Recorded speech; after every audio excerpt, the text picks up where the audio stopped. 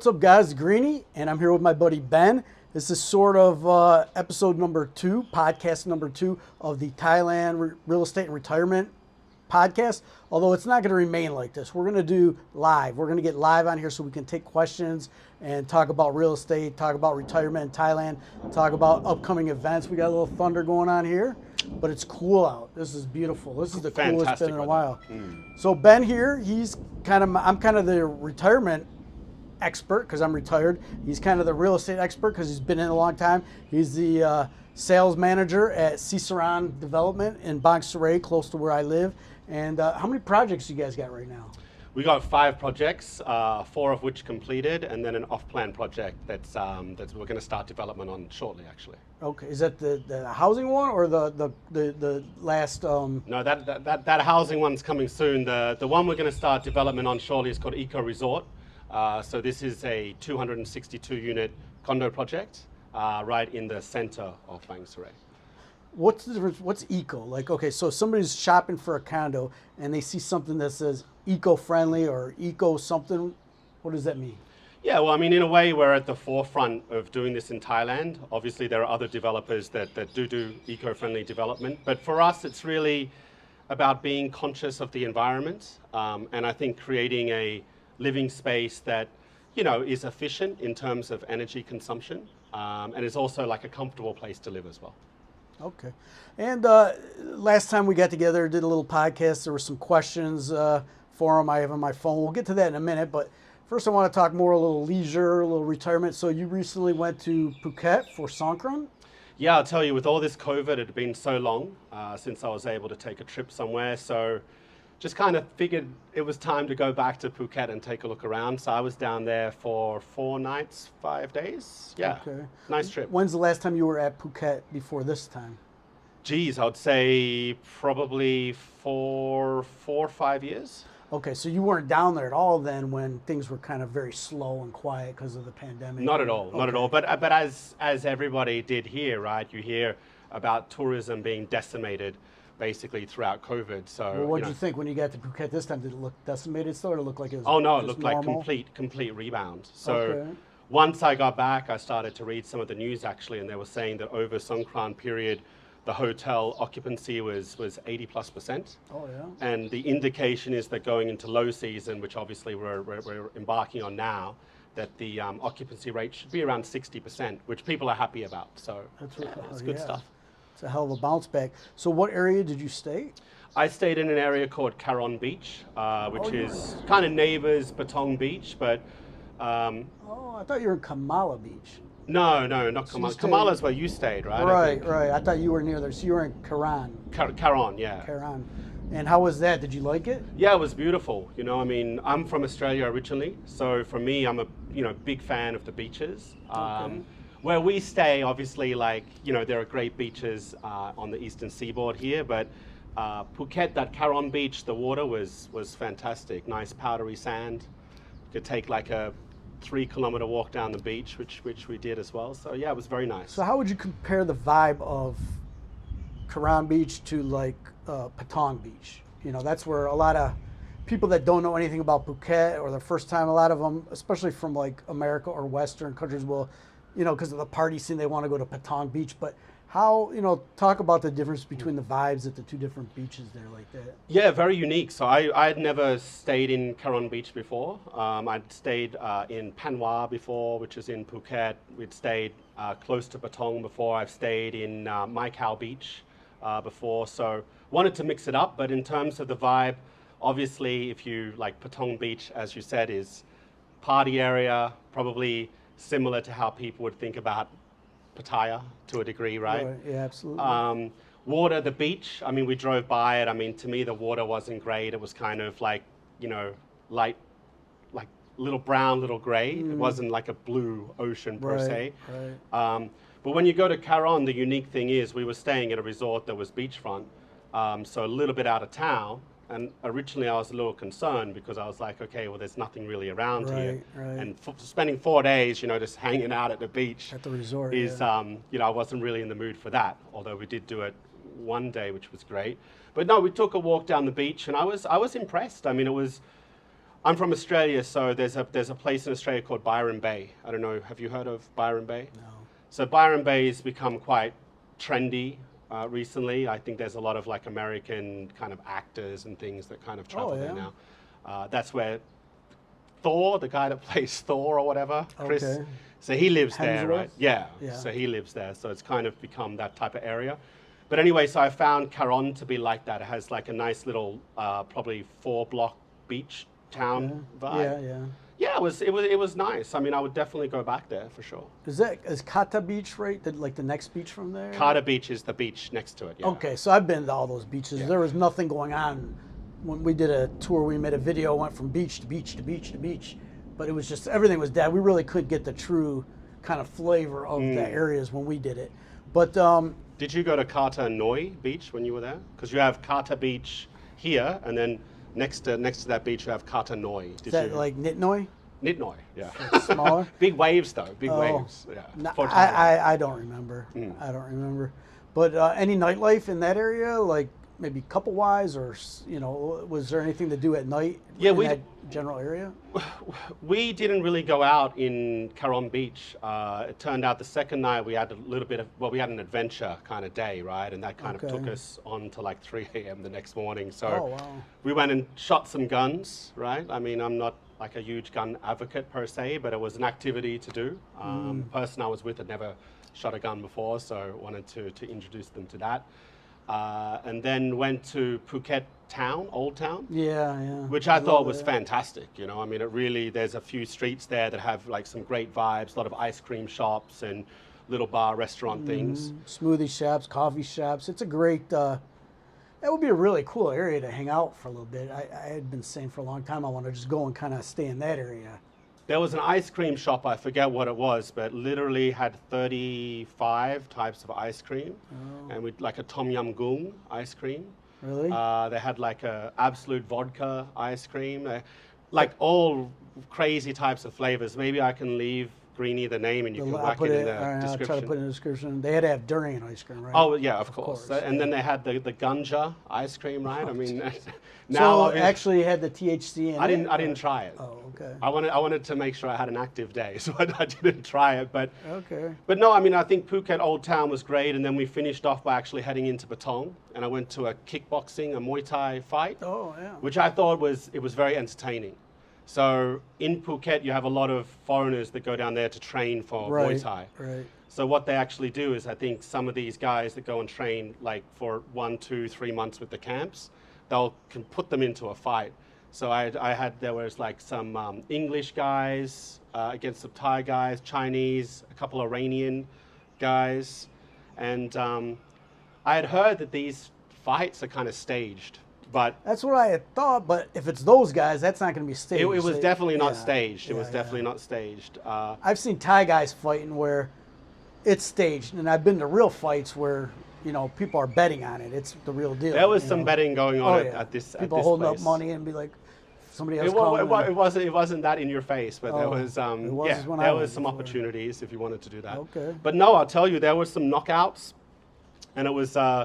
I mean, I don't go to a lot of Muay Thai fights, to be honest, but I found that very entertaining. So if you're in Phuket and you want to experience that, that's a place where I'll definitely go and check that out. Yeah, those guys are trying to prove something. They're here training, and that's the real deal. So let me ask you, all right, you've lived in Bangkok, and you've lived in like this eastern Jomtien, Bang Sray area for quite a while, and you've been back and forth a little bit, and then Phuket. Do you think there's ever a chance you would, I mean, I know it's a cool place to go on a little short trip, but do you think you could live there possibly, or?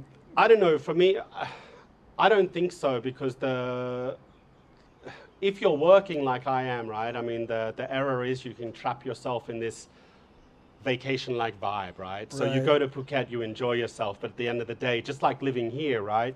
This is a place where people come for entertainment, for tourism, to relax, for the beaches.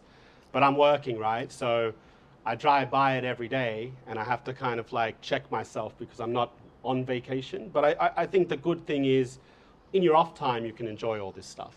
But I like the fact that this area is close to Bangkok, right? But that could be a booming real estate hub too, It already is. I think traditionally Phuket has especially for Australians. If you look at all of the destinations that Australian folks like to go, I think Bali is number one, has been number one for a while. But second to that is Phuket. So I think that the market there has always been strong. And I think in terms of prices, I mean, it's above where we're at. I mean, it's more expensive to buy there than it is here. Do you think the ownership with your company would ever look to do a project in Phuket? I think our competitive advantage at Cicerone, where I'm working, is looking for areas that are less discovered. But that doesn't mean that Phuket would be off the table, because obviously there's many different parts of Phuket. Right. For instance, like Nai Han Beach, I've heard is really nice. I like that, yeah. But obviously a little bit off the beaten path. So, yeah, I mean, I think anywhere that provides an opportunity for foreigners to really come and kind of secure a slice of Thailand that's different from, let's say, Pattaya City or Patong. But that's what you guys are kind of looking for, something that's still maybe on the rise and not as established. Yeah, absolutely. Kind of build with the town. Yeah, I mean, that's the thing that I really like about this company, is they're not cookie cutter, right? So they actively look for opportunities that maybe other developers wouldn't think about, right? Okay. So, all right, so you lived in Bangkok for a while, and I've always thought that I would enjoy, living in a big, busy city like that. I just, for whatever reason, the ocean draws me over here. I would like to try that, though. I mean, I think I would enjoy it. Compare the lifestyle of living there in Bangkok compared to living over, here near, Jomtien area. Both places have their pluses and minuses, and it's really apple to orange, right? I would say I've lived in Bangkok for probably 4 years plus out of the 11 years I've been here, maybe 5 years. Oh. Bangkok's a cosmopolitan city, right? It's got a little bit of grit to it, but it's fairly clean, to be honest. I've traveled to New York. I mean, obviously you're from the US. I lived in the US for 11 years myself, right? So it has that real cosmopolitan type vibe. Lots of amazing restaurants, everything from great street food that's vibrant. So you can go out at 3, 4 in the morning and there's people out eating, and there's a little bit of atmosphere. So there's great food on that level. Obviously, like Michelin star, like at the top end of fine dining. Yeah. There's a lot of that going on in Bangkok now. That sounds like you, cosmopolitan. I mean, look at this guy. He's Cosmo all the way. No, I mean, look, I appreciate nice food and good experiences, right? Yeah. But I think that's what Bangkok offers is the shopping, the food, the attractions, the culture. It's very fast moving. It's a pretty good nightlife vibe there. I mean, you got any type of night, different clubs. Oh, there's heavy metal bars that I like. I like the old school heavy metal a little bit. I don't get that here really. But there's a place there that I always go to. What's the name of that place? I don't know the name, but it's at Soy 22 right by the Holiday Inn, and it's just a little bar, but they got I know what you're talking about. You're talking about they have several branches, right? No, it's just this one little hole in the wall bar, but they got these Thai guys with long hair that it's like Metallica. Freaking Metallica, yeah. It's I'm not huge in it, but I like that every now and then, and just like that's like a go-to place when I'm in Bangkok. I like to at least stop in for a few beers. Well, you can find that. There's a place at Victory Monument called the Saxophone, which is a classic kind of jazz reggae place. Obviously, if you like, fancier type of places, there's Tonglo, which has a lot of Tonglo, Ekamai area. Yeah. But yeah, I mean, if you can think about it, you can find it in Bangkok for sure. I mean, that's the allure that it has. And then compared to living out here, like, what do you feel the differences? Or well, I was in Pattaya yesterday in the daytime, and there's a lot of traffic, right? Oh. So we obviously live a little bit further out, so we're 20 minutes probably outside of the city. The biggest thing you notice after leaving Bangkok to come here is the traffic, right? So you can get anywhere you want to go. I mean, we just had some lunch together, right? Yeah. And we were back here in like 5 minutes, no traffic jam. Little bit because of the rain, but nothing crazy. Right. Yeah. And it's a slower pace. It's definitely a slower pace. But with that being said, you can still find all of those things. You had a baked potato, like a loaded baked potato today, right? I had a burger.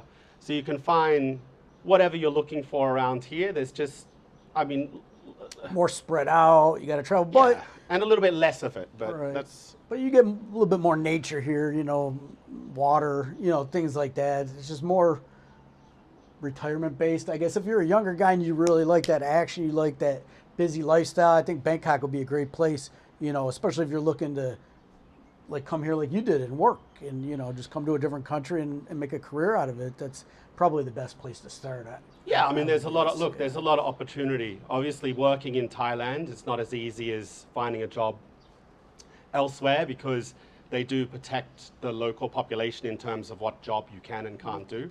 But that's a good jumping off point, I would say, Bangkok. Okay, now I said that I was gonna get to some of the questions on our last video, and since you kind of brought it up, we were talking about working. One of the questions was how somebody said that they didn't know a foreigner could work in Thailand. So what is kind of the process to, you know, not as an old person like me coming here to retire, but a younger person that wanted to come here and have a career like with a company here in Thailand? Like, how can a foreigner work? What type of positions do they have to have? What, you know, just tell us a little bit about that. I know people are really interested in that. A lot of this would be best left for the HR person of my company to discuss. But with that being said, yeah, I mean, it's not like you can apply for any job, right? You know, Thailand tries to attract skilled workers. So if you have an engineering background, more of a technical skill as a foreigner, they definitely have positions available for folks like that. If you don't have, let's say, a professional education in terms of, you know, something like an engineering field or something, it is a little limited. Obviously, a lot of people come here and get into teaching. I mean, that's probably the number one entry point for foreigners. You can get involved in real estate. There are certain things you can and kind of can't do when it comes to Right. that It has field. to be more management based. Yeah, exactly. More management based, marketing based things like this. Obviously, assisting foreigners. But look, if you have your eyes set on wanting to move to Thailand and wanting to work here, yeah, I mean, be creative. And there's a lot of huge multinational companies in Thailand. You know, a lot of you know, like Google, like tech. A lot of tech companies have a base here. A lot of manufacturing companies have a base here. They're looking to get into, particularly in our area, the EEC. They're looking at, you know, next generation AI, green cars. They really want to get into technology big time. Yeah, they modern technology. So they're actually going to begin, I think, in our area, which is the EEC. So that encompasses where Greeny and I kind of live, 3 provinces. They're looking to have tax-free zones and look to bring foreign companies in here and make the work application process a little easier. So as time goes on and a new generation kind of takes the reins in Thailand, because you have you know, there's about to be an election here, right? And I can't talk too much about that because we can't vote, but it's an interesting time. I think you have the passing of the torch from the older, more traditional generation onto the new generation that's a much more media savvy and much more technologically minded.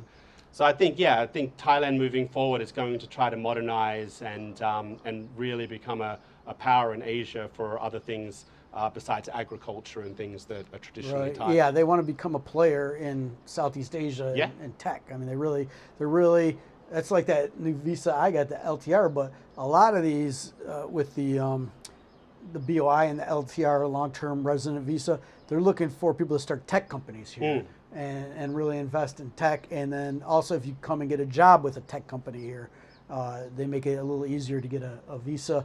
You know, certain types of visas, you know, it's like a ratio of 4 ties to 1, you know, foreigner. For certain tech things, they'll do it down 2 to 1. You know, there's different criteria that they're changing. You mentioned the BOI, right? So the BOI is basically run separate to like a normal visa program. So they have Board special of investment. Special allowances to attract foreign investment. You know, I think like Greeny said, I mean, the whole point is you've obviously been a great advocate for Thailand and people moving to Thailand and kind of, you know, discussing your journey so far. So I think, yeah, and if there's anything anybody wants to know out there, I mean, Greeny and I are going to catch up occasionally and just offer some different perspectives. So do definitely feel free to ask some questions and let us know what's on your mind. And Greeny's going to continue to do that on his own, of course. But yeah, if you want a fresh perspective, always happy to discuss the experience. Yeah, we're going to try to get the little picture-in-picture thing, start doing some live things where we can bring people in, maybe bring in guests. And do we like that last question for Ben. Do older condos suffer from a low sinking fund that surprise owners who must pay for relief? Wonder how common this is with older condos. How expensive can maintenance be? Yeah, so in terms of sinking fund, which was the first part of the questions, that's only ever paid one time on new condos. So, for instance, we're a developer, right? So if you were to come and buy a condo from us, you would pay a sinking fund. Right. But that would only ever be paid by the first buyer. Okay. So if you were to resell, the new buyer... Right, they don't have a sinking fund, but say something happens that they got to spend that money, then will there be like a new assessment and maybe... You know, you don't call it a sinking fund, but like, hey, we got to replenish the pot. Do they ever do that? Does that happen? So that's the most important thing when you're going to buy a condo is you have to make sure that it's well managed, right? And there is a monthly maintenance fee that's due on all buildings, and this will vary from 20 baht to 160 baht per square meter, just depending on what type of building you're living in, what type of services they offer, what the ratio of, let's say, facilities to condos are. Because some condo buildings, like for instance the new one we're building, it's only 262 units, but there's like 16 facilities, right? Oh. So you have basically more facilities than you would find in a building with, let's say, 1,400 units, but you've got 5 times less units. Right. So obviously the maintenance fee is going to be a little higher there because you have to maintain these things. And you're like referring to like what, restaurant, pool, gym, like what type of facilities? Restaurants. The new project we're doing, for instance, has an onsen. So it's like a Japanese spa. So there's a separate one for men and women based on the Japanese style of onsen. Yeah, I was just at one. There's a rock climbing wall that will go up 12 meters up one of the sides of the building. There's a restaurant, there's a sky lounge, VR games room. I mean, it goes on, but the luxury of that project is there's only the 262 units. So you have all of these facilities, but not many people that will use them. So that creates a sense of luxury and exclusive. It's like a living resort, like, you know, people that want to come here and have that resort lifestyle, but they want to kind of have their own. Yeah, and it's a service. So you have a concierge. So if you want to do activities or you want to go to eat somewhere, there's somebody that can book that for you. There's airport transfer, there's shuttle service, many different things. But that's why you've got to make sure that the maintenance fee is always enough to cover these things. So don't be so scared when you hear about a high maintenance fee, because it's most likely due to the fact that they want to keep the project and those services functioning well. But back to your question, if you were living in an older building and there was a problem and there was not money left in the sinking fund to cover that, what would happen is they would call together a meeting of the condo association, right, of the juristic person, and they would say, hey, we've got to fix the swimming pool. It's going to cost 2 million baht or $50,000 or $60,000. Then they would basically divide it usually by the square meter allocation of the unit. Right. So if you had a bigger unit than somebody else, so the guy that has the 2-bedroom unit would pay more than the guy that has the studio unit. And then they would vote whether they want to do the work or not. So pretty much like America, I guess. Yeah, it's fairly democratic. You have to have an assessment on whatever needs to be fixed if you didn't have the money to fix it. And if they vote against it, then your place is going to hell and it's just going to look like crap and you won't have that. Yeah. So in most cases, they vote to fix these things. But like we discussed in the other episode, I think the cost of the maintenance fee here in Thailand is very low anyway. Yeah. Now, I told them in the video I just made recently about my condo, my second year here, that I pay a lot. It's a higher, I'm paying, I think, like about $150 a month, so which is very high for Thailand. It's like the same as it would be for me in Michigan, but I have a condo like I'm in Florida, and those association fees are $650.